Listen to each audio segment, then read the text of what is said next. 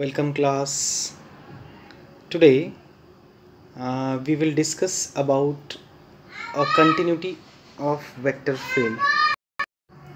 In previous videos we have seen the continuity and definition of scalar field. After that the vector field. What is the vector field? Actually vector field is the function from n dimensional vector space to m dimensional vector space. Okay, so this is the vector field. Now actually limit of a vector field already we have discussed in previous videos, but today we are going to discuss about a continuity of a vector field.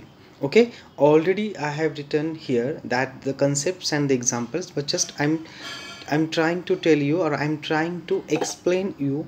Okay, so just if you have any problem you can ask me on a WhatsApp group.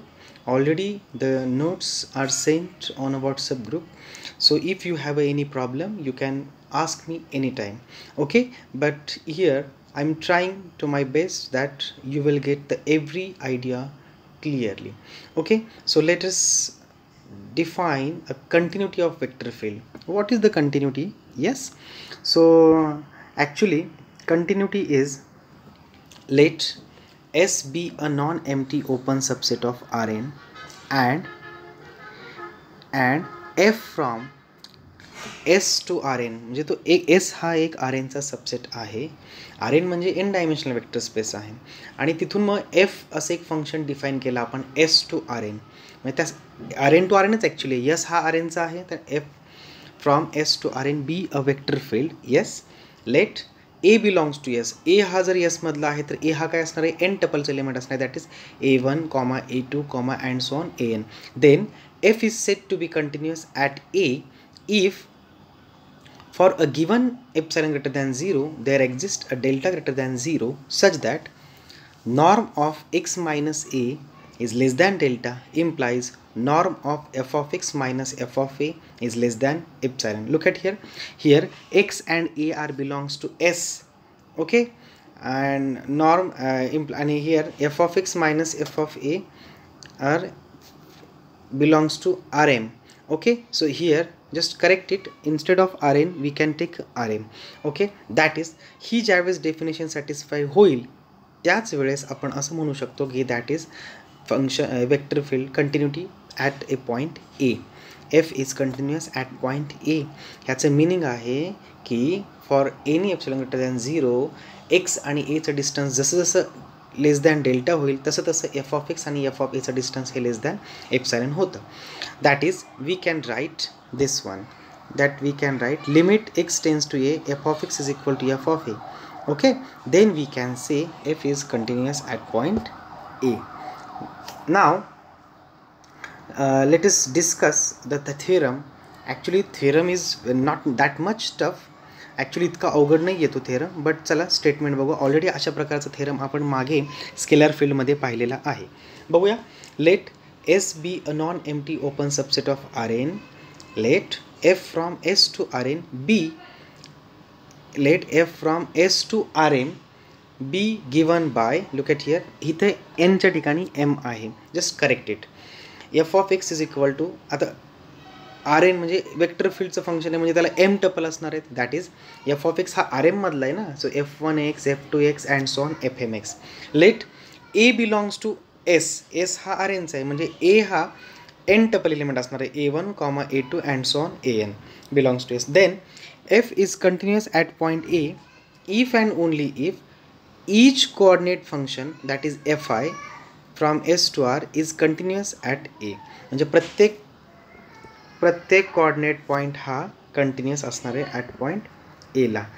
Okay, म्हणजे is continuous at AI actually AI sorry, fi is continuous at A, so correct it.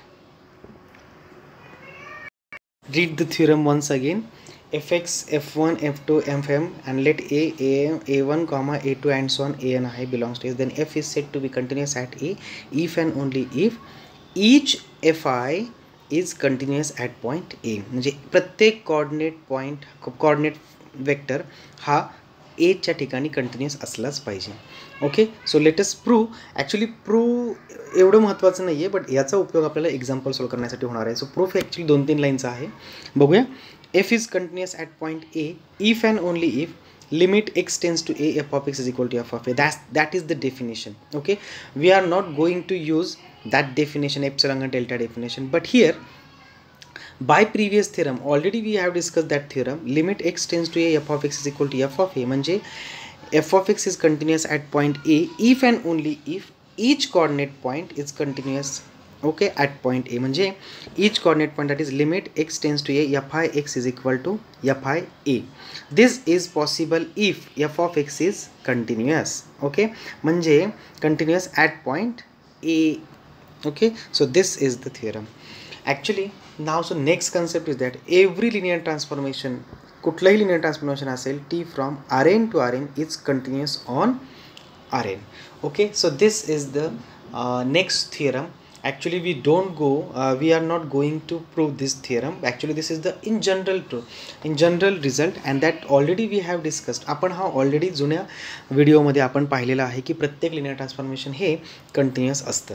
Actually linear transformation काय आहे, so अल्जेब्रामध्ये, linear अल्जेब्रामध्ये तुम्ही पाहिलं असेल, तरी पण एक short revision. Linear transformation is a function transformation t from u to v where u and v are vector spaces is said to be linear if कुठलेही दोन पॉईंट जर आपण घेतले यू मधले, that is U comma V belongs to U, then अशा ह्या दोन condition खालच्या सॅटिस्फाय व्हायला पाहिजे. That is T of U plus V is equal to T U plus T V and T of alpha U is equal to alpha T U. So this is the definition of linear transformation. Okay, so actually every linear transformation is a continuous function. Okay, कधी every linear transformation t from Rn to Rn, okay, is the continuous function on. Actually आपण एक example बघूया आता. Example actually आपण भरपूर example solve केले आजपर्यंत, but कसं तो व्हिडिओमध्ये आपण एवढे एक्झाम्पल्स घेऊ शकत नाही. बट मी तुम्हाला एक्झाम्पल्स हे तुमच्या व्हॉट्सअप ग्रुपवरती सॉल्व करून देईन. जर तुम्हालाही होमवर्क म्हणून देईन, तर तुम्हाला काही प्रॉब्लेम असेल तर तुम्ही कधीही विचारा. ओके, बघा आता.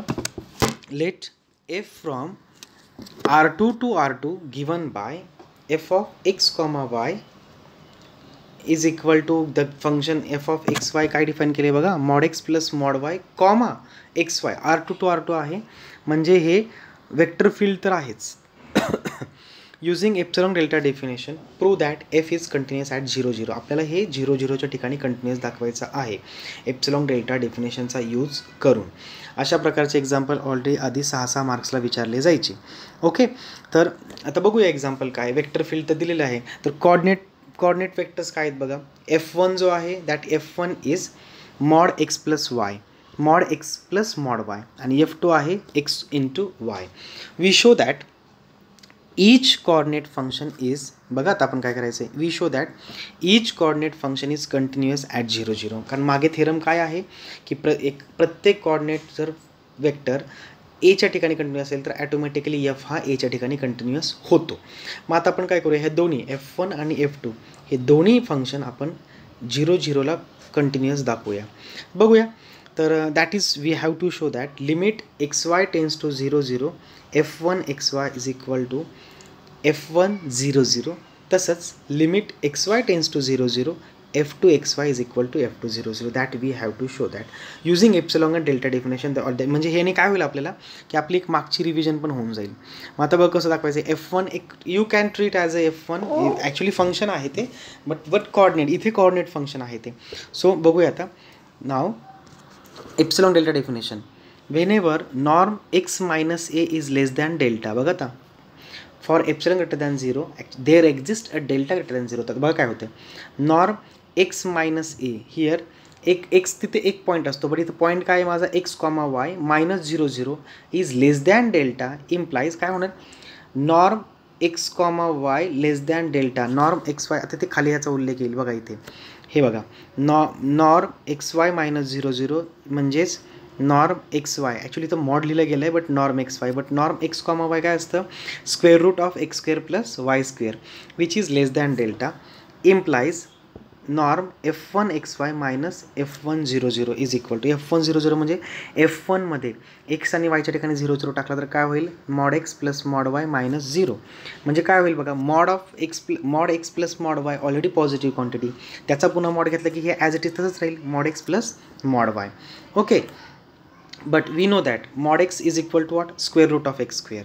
कारण मॉड एक्स म्हणजे काय कुठलाही निगेटिव्ह नंबर घेतला त्याचं पॉझिटिव्ह आन्सर येण्यासाठी जर आपण असं हे जरी केलं square root of x square तरी तेच आन्सर येणार आहे but square root of x square is less than equal to square root of x square plus y square similarly mod of y is equal to square root of y square which is also less than equal to square root of x square plus y square आता बघा हे दोन्ही गोष्टी आपण वरच्या इक्वेशनमध्ये वापरलं तर काय होईल therefore mod f1 norm f1xy minus f100 is less than हे आहे mod x plus mod y but mod x is less than this mod y is less than this so automatically this becomes less than 2 times square root of x square plus y square but square root of x square plus y square म्हणजे काय हो which is less than delta आहे so automatically काय होईल strictly less than 2 delta ज्यावेळेस मी epsilon is equal to 2 delta choose करेन choose epsilon is equal to 2 delta we get f1xy minus f100 is less than epsilon म्हणजे काय झालं की whenever norm xy minus 00 norm x, y minus 00 is less than delta we get mod norm f1xy minus f100 which is less than epsilon isn't it म्हणजे f1 हा काय झाला continuous झाला कुठे 00ला कारण इथे 00 पॉईंट टाकला ना आपण त्यामुळे 00ला कंटिन्यू झाला आणि आपल्याला तेच दाखवायचं की 00ला तो कंटिन्यू झाला पाहिजे आता आपण असं नेक्स्ट f2 पण कंटिन्यूअस दाखवायचं आहे कुठे 00ला तर f2 00 आधी काढून घेतलं तर f2 00 किती होणार आहे 0 मग तो येतोय का ते चेक करूया आता बघा एक कंडिशन तर फिक्स आहे norm x, y minus 00 is less than delta हे ॲज्युम करून norm xy minus 00 is less than delta implies norm f2xy minus f200 okay आता ओके सो f2xy काय नाही f2 हा कोऑर्डिनेट ॲक्सिस काय आहे कोऑर्डिनेट वेक्टर काय x into y minus f2000 is equal to norm x norm y okay but mod x mod y okay but mod x is less than equal to square root of x square plus y square हे already तुम्हाला मागे वरती आत्ता discuss केलं just आणि mod y is less than is equal to square root of x square plus y square but हे square root of x square plus y square हे काय आहे लेस दॅन डेल्टा आहे 2 डेल्टा म्हणजे डेल्टा स्क्वेअर सो चूज आपल्याला epsilon हा डेल्टावरती depend असला पाहिजे ना आला so epsilon is equal to delta square जर आपण इथं पुट केलं तर we get mod norm f2xy minus f200 which is less than epsilon hence limit xy tends to 00 f2xy is equal to f2000 म्हणजे f2 पण हा 00ला continuous झाला म्हणजे दोन्ही कोऑर्डिनेट वेक्टर्स हे 00ला कंटिन्यूअस झाले त्यामुळे जो f(x, y) होता आपला f1 f2 म्हणजे हे जे दिलेलं आहे वेक्टर फील्ड किंवा वेक्टर व्हॅल्यूड फंक्शन हे 00ला कंटिन्यूअस झालं का because both the coordinate vectors are continuous at 00 okay so up to this